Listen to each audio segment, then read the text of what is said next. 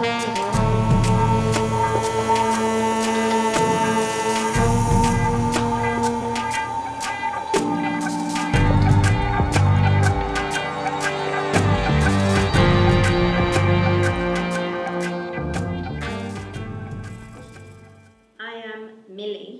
Kieve.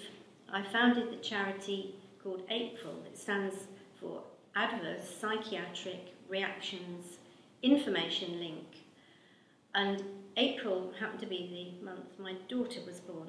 And it was because my daughter Karen suffered psychiatric side effects of medicines and anaesthetics that I decided to do some research, not sadly until after she had died at the age of 30. Karen first had a reaction to a drug when she was 20, and then for 6 years she was fine. Then she had a drug for a hormonal problem, which I have spoken about in another interview, but I will mention, because that was the one that led to her being given an antidepressant that caused akathisia, some people say, which is a terrible agitation. And she didn't know how to deal with it, because there was no warnings, no leaflets, no information in those days. This was from the 80s to the 90s, and we didn't actually have patient information leaflets until 1997, because the European Medicines Agency had a directive that patients should have information about the drugs, and I didn't know where to find information. We didn't have the internet in the 80s, so it was difficult to know what was happening. And when somebody seems mentally ill, you just think it's a mental illness. You don't realise it's an adverse drug reaction. What I want to tell you about is when she had some surgery for wisdom teeth removal. She'd been fine. She'd had a blip the year before, having had this hormonal drug and this antidepressant, and had to calm herself down by taking some sleeping pills, which ended up with her in hospital and a downward spiral into the mental health system, unfortunately. But with this dental surgery, I was worried. I didn't know where to turn. I couldn't find any information. There was no information anywhere about adverse effects of surgery, anaesthetics, or the drugs used before and after surgery. Well, the consultant, it was a private dental surgeon, he told her she should have her wisdom teeth out because they would cause problems later. She wasn't actually having problems. And he knew I was worried, so he in fact called me from the operating theatre and said, Karen's fine, you know. And I thought, well, I knew she'd be fine for the surgery, but I wasn't really worried about the surgery, it was the after effects. Well, she came home and she did seem fine, but if anything, a little high, a little too confident, a little too bright. And she said, oh, I'll go back to work earlier, I think. I don't need to have all this time off.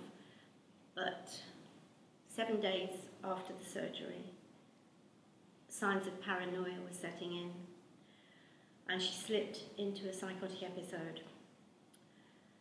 This was following anaesthetics and medicines for pain, including metronidazole, Flagyl, drugs that are known to go through the blood-brain barrier and affect people mentally, corticosteroids. These are all wonderful drugs used, you know, by themselves or for people who aren't sensitive. Karen weighed about 7 stone as well. She was quite tiny, so she did have a vulnerability. We also found later that she had a thyroid problem, but that was too late to help her.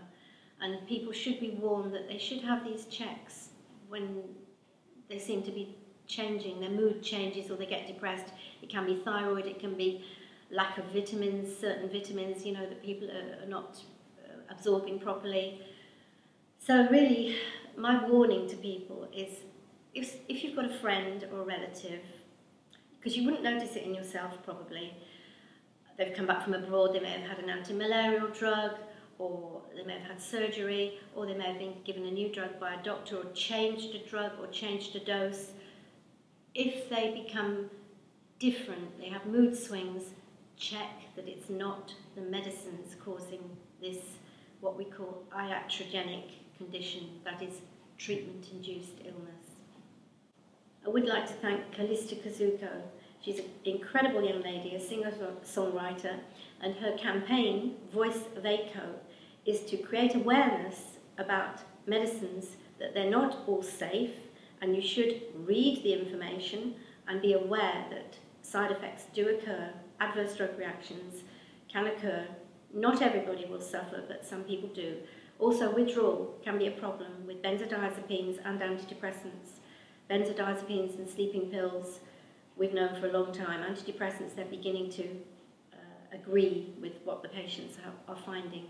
And it's very rare that you can get real good support, because it's easy for the doctor to prescribe the drugs than to actually help people to reduce the drugs, because that takes a long time. And people like the Mind in Camden Rest Project do help people, but unfortunately they're going to lose their funding, and we need more places like Mind in Camden for people to go to get support to reduce their medicines. Thank you.